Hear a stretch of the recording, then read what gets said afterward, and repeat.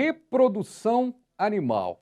A pecuária no Brasil é muito forte e é por meio da reprodução que ela consegue fazer com que esse tão importante cenário melhore na agropecuária brasileira. Faz parte do agronegócio mineiro e brasileiro e faz parte do AgroB, que entra no ar agora.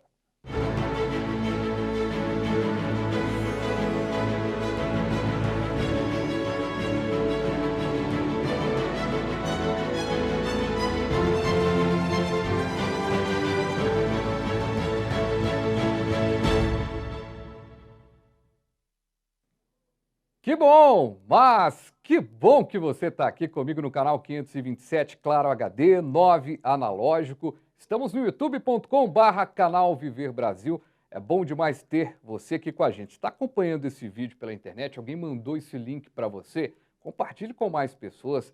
E vou te pedir também para se inscrever no canal Viver Brasil, e também ativar o sininho. Tudo que acontecer aqui no canal vai aparecer para você. Você vai ficar de olho em tudo que acontece aqui no nosso canal, feito de Minas para o mundo.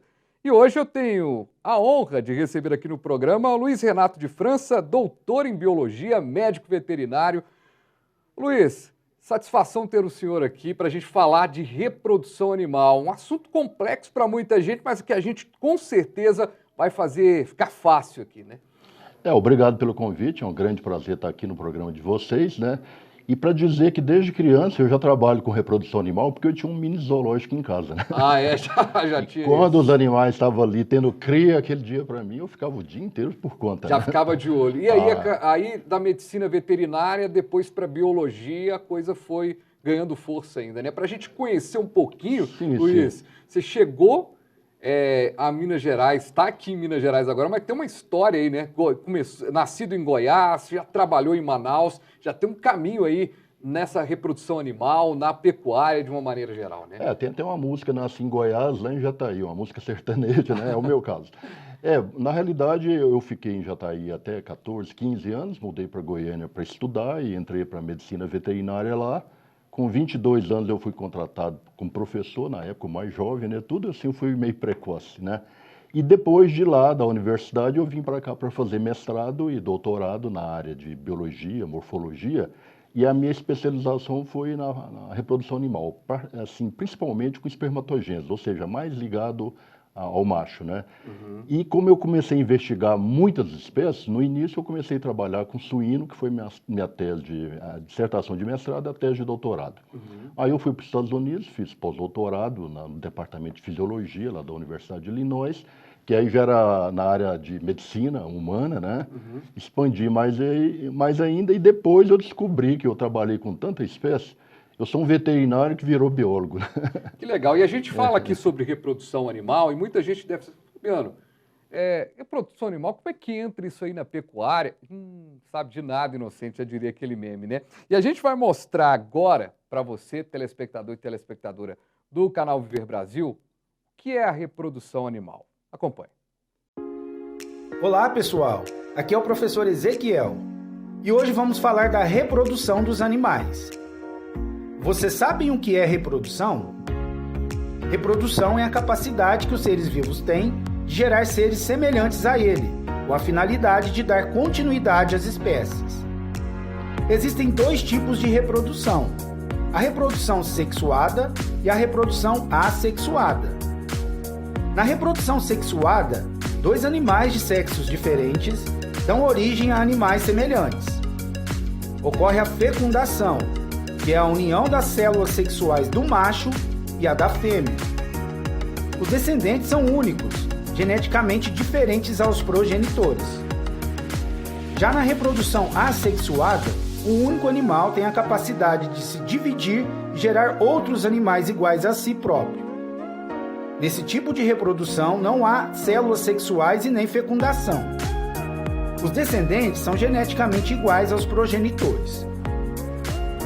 Você sabia que existem espécies de animais em que não conseguimos diferenciar facilmente o sexo masculino do feminino apenas pelo seu aspecto exterior? Dizemos que essas espécies não apresentam dimorfismo sexual. E o que é dimorfismo sexual? São características físicas não sexuais marcadamente diferentes entre indivíduos do sexo masculino e feminino.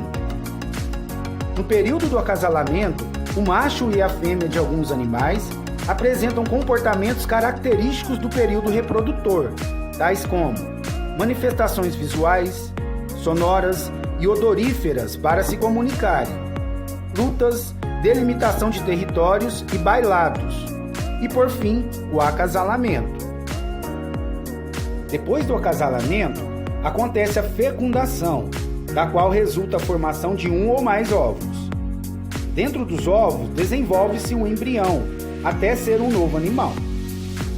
O desenvolvimento dos animais pode acontecer no interior do corpo materno ou no seu exterior. Os animais vivíparos são aqueles que se desenvolvem no interior do corpo materno e se alimentam de substâncias nutritivas que a mãe lhes fornece através do sangue.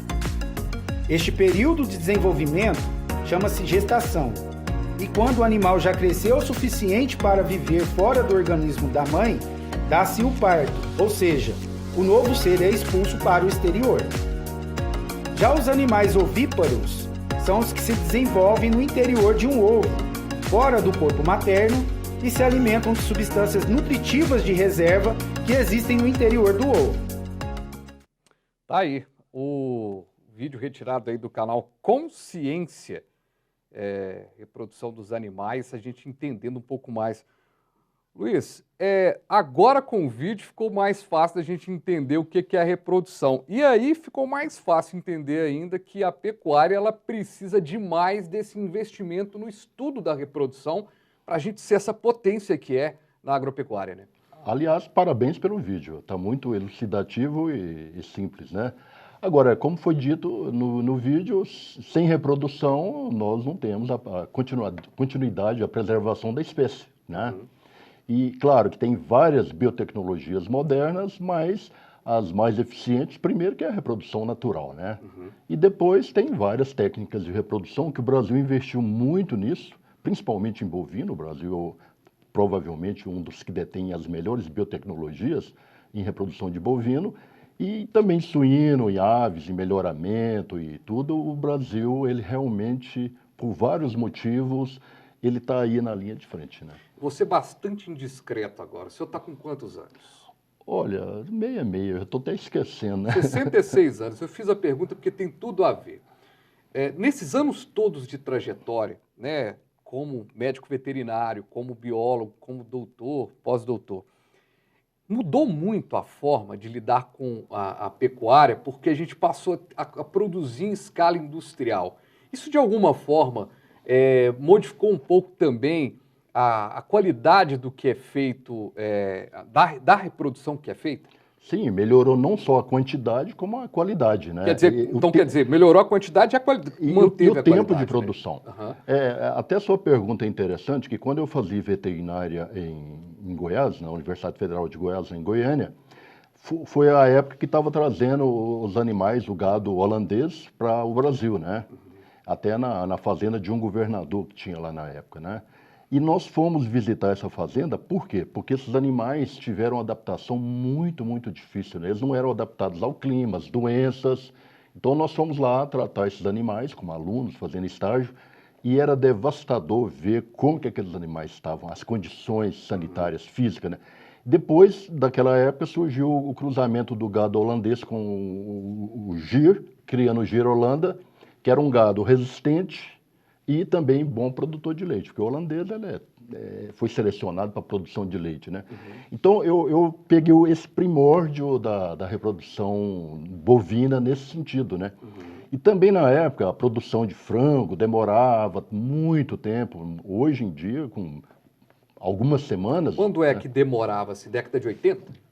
Eu estou falando exatamente isso. Eu formei em 78, né? Uhum. Então foi na década de 70, né? Mas década de 70, 80 ainda demorava mais, assim. Mas se a gente pega a produção de aves, o tempo que demorava para atingir um certo tamanho, hoje é uma coisa assim assustadora, é quase a metade. Uhum. E o que melhorou nisso? A alimentação, você coloca, no caso de aves, em luz constante, que o animal vai se alimentando diuturnamente, né? Uhum. Então, o crescimento, a produção, né, a produtividade ficou altíssima. Então, eu não sei aonde vai chegar, mas eu acho que está quase no limite. Tem hora que a gente acha que é quase impossível melhorar mais, mas não é, né? Porque cada vez vão surgir novas biotecnologias e às vezes 1, 2, 3 dias faz diferença, porque no caso de aves, por exemplo, o abate é quando o animal está ingerindo alimento, convertendo em proteína e vai chegando a um platô, está na hora do abate. Porque daí não compensa economicamente o tanto que você dá de alimento, porque ele ganha de peso.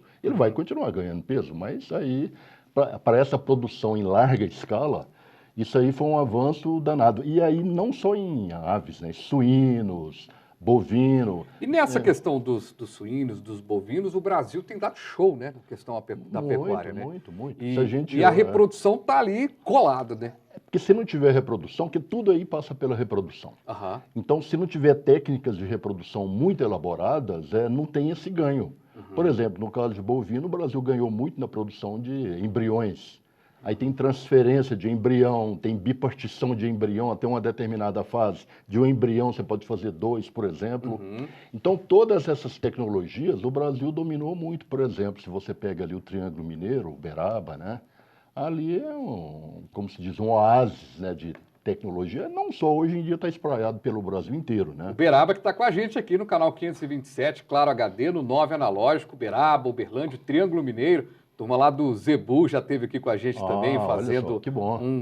A entrevista. Ou seja, a turma utiliza bastante. E quando a gente está falando aqui de reprodução, na maioria dos casos no Brasil, em termos de pecuária, a gente está falando de algo artificial, de algo preparado. Como é que funciona a reprodução simples? Ela tem espaço ainda na pecuária? Não, tem, por exemplo, se você pega locais que tem grandes áreas... Eu falei certo? A reprodução simples é considerada... vamos dizer, exato. Eu acho que para a linguagem popular, linguagem popular é isso mesmo, né? Se nós formos pegar locais que tem grandes áreas, onde o animal pode ser criado de forma extensiva, né? Você tem lá 40 mil cabeças de gado numa área assim do tamanho de um município grande, né? Enorme.